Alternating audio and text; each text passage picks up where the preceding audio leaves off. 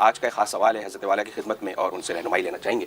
حضرت صوفی حضرات پر لوگوں کی بڑی تنقید رہتی ہے، تو وہ اسی سلسلے میں اعتراض کرتے ہیں کہ دکھ اس بات کا نہیں ہے کہ آپ لوگ اللہ کو وسیلہ بناتے ہیں، بلکہ دکھ اس بات کا ہے کہ آپ نے اللہ کو وسیلے کا محتاج بنا لیا ہے۔ تو حضرت اس کے بارے میں رہنمائی فرمائیے گا کہ یہ کیسے مطلب وسیلے سے اللہ سے مانگتے ہیں، وسیلہ پکڑ کے اللہ سے مانگتے ہیں، تو اللہ کو آپ نے وسیلے کا محتاج بنا لیا ہے، یہ کہہ رہے ہیں؟ اچھا،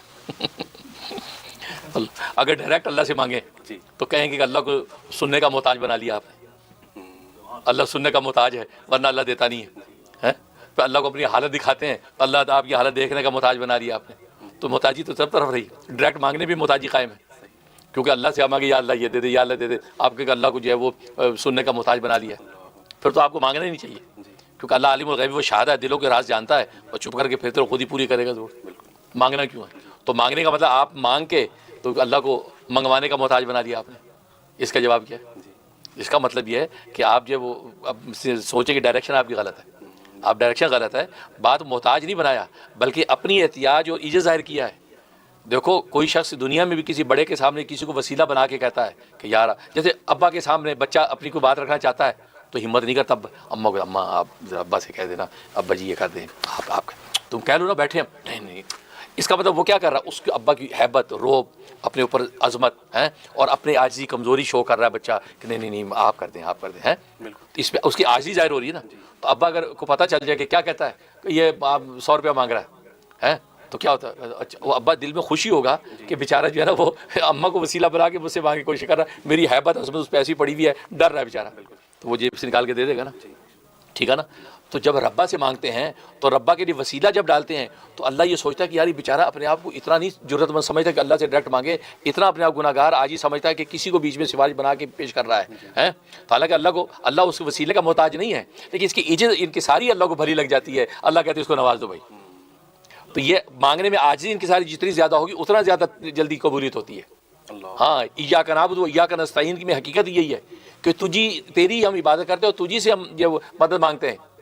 تو یہ جو کہا نا کہ تیری ہی عبادت کرتے ہیں اور تجھی ہی سے مدد مانگتے ہیں، تو یہ اپنی عاجزی ظاہر کر رہا ہے کہ ہمارے پاس اور کوئی در ہی نہیں ہے، ہم تو اتنے کمزور، ہمارے پاس کوئی دروازہ ہی نہیں ہے، آپ ہی کا ایک دروازہ ہے جو مانگنے کا۔ تو اللہ بھی اس کی اس عاجزی، قسم پرسی، بے بسی پہ خوش ہو کے اس کو نوازتا ہے نا۔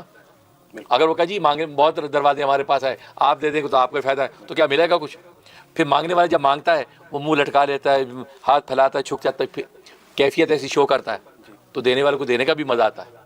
لیکن اگر سینہ تان کے کہا جی وہ اللہ نے جو ہمارا رزق اتارا آپ کے حصے میں ہمیں دو، اگر کوئی فقیر یوں مانگے، حالانکہ اللہ نے ہر امیر کے حصے میں غریبوں کا حصہ اتارا ہوا ہے۔ تبھی نبی نے فرمایا کہ یہ جو تم عمرہ جو امیر ہو، تم لوگوں کو غریبوں کی وجہ سے ملتا ہے۔ اب غریب جا کے کہا کہ جی وہ ہماری وجہ سے جو آپ کو مل رہا ہے نا ہمیں دو حصہ، تو کوئی امیر دے گا؟ کہ بھائی بھابھی واہ، یہ مانگنے کی یاد آپ ہے، اپنی عاجزی، اپنی کی ساری اپنی کمزوری شو کرو بھائی، پھر ہم دیں گے۔ تو یہ طریقہ ہوتا ہے بالکل اسی وسیلہ جو ہے جو مانگنا، یہ تو بندے کی عاجزی کا اشارہ ہے، اس کی عاجزی کی علامت ہے۔ یہ اللہ کو وسیلے کا محتاج بنانا مراد نہیں ہے۔ اگر محتاج بنانے کی بات ہے پھر ڈائریکٹ مانگنے میں پھر تو اللہ کو محتاج بنا رہے ہیں آپ سننے کا، کہ اللہ سنے گا، اللہ سے مانگے اب دے گا ورنہ دے گا ہی نہیں، تو پھر تو آپ مانگے ہی نہ، پھر دعا ہی نہ مانگے کہ بھائی اللہ کو پتہ ہے مجھے کیا چاہیے، تو کیا دے گا اللہ؟ دینے کو دے دے، ورنہ اللہ کہا کہ نہیں، جو آداب طریقے وہ اس کو فالو نہیں کر رہا۔ وہ بچہ نہ روئے تو ماں دودھ نہیں پلاتی ہے، جس کو اتنی ممتا ہوتی ہے۔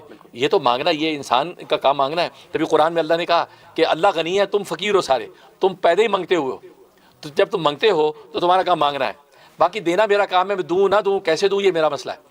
مالی دا کم پانی لانا، پر مشکاں لاوے، مالک دا کم پھل پھول لانا، لاوے یا نہ لاوے، ہمارا کام مانگنا ہے۔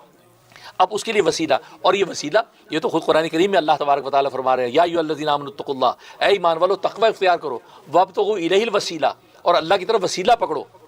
اس وسیلے کی پھر تشریحات میں مفسر محققین نے لکھا کہ اس سے وہ پیر و مرشد بھی ہے، کہ پیر و مرشد کو پکڑو، پیر و مرشد وسیلہ بن کے تمہیں وہاں تک پہنچائے گا، کیوں اسیلہ تو اللہ ہی ہے۔ باقی وسیلہ اگر پکڑ لیا تو اس اسیلہ سے کیا ٹکراؤ ہے؟ یا تو خدا نہ خواستہ ہم اسیلہ بنا لیں کسی کو، شرک تو تب ہوگا نا۔ تو اسیلہ تو اللہ ہے، وسیلہ پکڑا آپ نے، یعنی چھت پہ جانے کے لیے سیڑھی لگائی آپ نے، تو بھائی سیڑھی لگا کے چھت پہ چلے گئے، تو سیڑھی اور چھت کا کوئی مقابلہ نہیں ہے، بلکہ سیدھی ٹول ہے چھت پہ جانے کا۔ امام رومی رحمۃ اللہ علیہ فرماتے ہیں کہ پیر و مرشد کی مثال سیڑھی کی ہے، سیڑھی پہ چڑھ کے چھت پہ پہنچتا ہے، چھت پہ پہنچنے کا مطلب اللہ تک پہنچنا، تو اسیلہ تو وہی ہے اللہ تعالیٰ، تو اللہ ہی کو پانا ہے، لیکن پیر و مرشد کا دامن پکڑ لیا کہ اس کے ذریعے سے کیا ہوا، اسیلہ تک پہنچ گئے۔ لیکن امام رومی فرماتے ہیں کہ سیڑھی کے ذریعے سے چونکہ چھت پہ پہنچے ہیں تو سیڑھی کی ہم قدر کریں گے، اس کو ہم جو ٹھکرائیں گے نہیں، بے قدری نہیں کریں گے، اس کی وجہ سے ہم پہنچے ہیں چھت پہ۔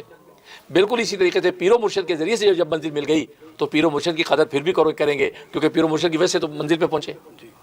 اسی طریقے سے جو بھی چیز اللہ سے مانگتا آدمی، کوئی بھی کوئی وسیلہ کرتا ہے، اگر یہ بات ہے پھر تو آپ دعائیں کروانا بھی چھوڑ دیں۔ بالکل دعائیں ہم کرواتے ہیں ایک دوسرے، اور یہ قرآن و حدیث پہ بھرا پڑا ہے کہ دعا کروا دیا، ہمیں دعا کریں، کیوں دعا کراتے بھائی؟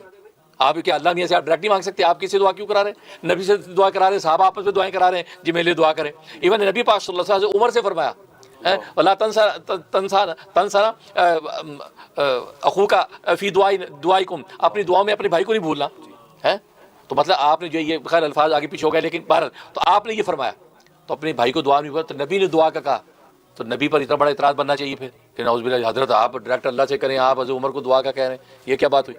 تو مطلب وسیلے کو آپ چھوڑیے، یہ ساری وسائل تو ہیں، نماز جنازہ کے لیے 40 بندے کھڑے ہو جائیں تو اس کی بخشی ہو جاتی ہے، تو یہ ایک وسیلہ تو ہے۔ تو معلوم ہے کہ وسیلے کے انکار سے آپ تو ہر چیز کا انکار کر بیٹھیں گے، ہر چیز کا انکار بیٹھیں گے، لہذا وسیلہ اسیلہ نہیں بنا رہے، لہذا وسیلے کو شرک کہنا یا اس کو ناسمجھی کہنا یہ ان کی بیوقوفی ہے۔ کیوں؟ اس لیے کہ ہم وسیلہ بنا رہے ہیں، اسیلہ نہیں بنا، اسیلہ اللہ ہی ہے، اصل وہی ہے، یہ اس کا ایک وصل ہے جس کے ذریعے سے ہم وسیلہ بنا کے آگے پہنچتے ہیں۔ اور یہ تو آپ کو پتا ہے آدم علیہ الصلوۃ والسلام پہلے جو پیغمبر اور پہلے جب وہ ابو البشر ہیں، انہوں نے زمین پہ آنے کے بعد سب سے پہلے دعا میں وسیلے تو پیش کیا، نبی پاک صلی اللہ علیہ وسلم کا وسیلہ پیش کیا، تو پہلی دعا کائنات کی پہلے انسان کے زبان سے وسیلے کے ساتھ ہوئی، نبی پاک صلی اللہ علیہ وسلم کا وسیلہ پیش کیا۔ اور اللہ کے نبی نے اللہ تعالیٰ نے فرمایا کہ اچھا تجھے کیسے پتہ؟ یہ کہا جی میں نے کلمہ دیکھا تھا عرش کے اوپر لا الہ الا اللہ محمد رسول اللہ، تو آپ نے اپنے نام کے ساتھ جو نام رکھا ہے، میں سوچا یہ نام لگتا بہت برگزیدہ ہے، پتہ نہیں ہے کون لیکن ہے بہت برگزیدہ۔ فرمایا تم نے صحیح سمجھا، یہ تمہاری ذریت میں یہ نبی آخر الزمان ہے، اگر میں ان کو پیدا نہ کرتا آدم تجھے بھی پیدا نہ کرتا۔ تو مطلب پہلا وسیلہ تو آدم نے دیا، پھر آگے جو احادیث بھری پڑی ہیں سلسلہ چلا آ رہا ہے، تو اس لیے قرآن کریم کے نص کے اندر یہ حکم فربت تو یہ وسیلہ، تو مطلب کہنے کا یہ وسیلہ کا انکار کرنا اور اس کو یوں سمجھنا کہ ہم نے اللہ کو وسیلے کا محتاج بنا دیا، یہ بیوقوفی کی بات ہے۔ ورنہ تو پھر آپ ہر چیز کی چھوڑ دیں، پھر دعائیں کیوں کرواتے ہیں؟ آپ نے اللہ کو دعا کا محتاج بنا دیا، آپ دعا مانگ رہے ہیں، اللہ دعا کا محتاج ہے، اللہ بغیر مانگے دے سکتا ہے، کیوں نہیں دیتا؟ وہاں دعا کیوں مانگتے ہیں؟ آپ دکان کھول کے بیٹھ کے کمانے کے چلے جاتے ہیں، نوکری کرتے ہیں، اللہ کو آپ نے دکان کا محتاج بنا دیا، اللہ نے آپ نے اللہ کو زراعت کا محتاج بنا دیا، ملازمت کرنے چلے گئے، اللہ کو آپ نے ملازمت کا محتاج بنا دیا کہ ملازمت کرو گے تو ہی روزی دے گا، دکان کھولو گے تو ہی روزی دے گا۔ یار آپ نے دکان دفتر اور ہاسپٹل میں جا کے ڈاکٹر بن کے وہاں جا کے مریضوں کو دیکھیں گے تو ہی روزی دے گا، تو آپ نے یار اللہ کو یہ میڈیکل کے سارے شعبے کا محتاج بنا دیا، تو پھر تو آپ جگہ جگہ اللہ کو محتاج بنائیں گے۔ اگر اس ڈائریکشن سے سوچیں تو اس کا مطلب وہ ڈائریکشن آپ کی غلط وے میں جا رہی ہے، آپ صحیح وے میں سوچیں۔ اس میں تو وسیلہ کرنے کا مطلب ہے کہ اپنی عاجزی ان کی ساری شو کر رہا ہے، جتنی عاجزی شو کرے گا اللہ تبارک و تعالیٰ کرام اتنی زیادہ اتر۔ سبحان اللہ سبحان اللہ، جزاک اللہ جزاک اللہ خیر، ماشاء اللہ۔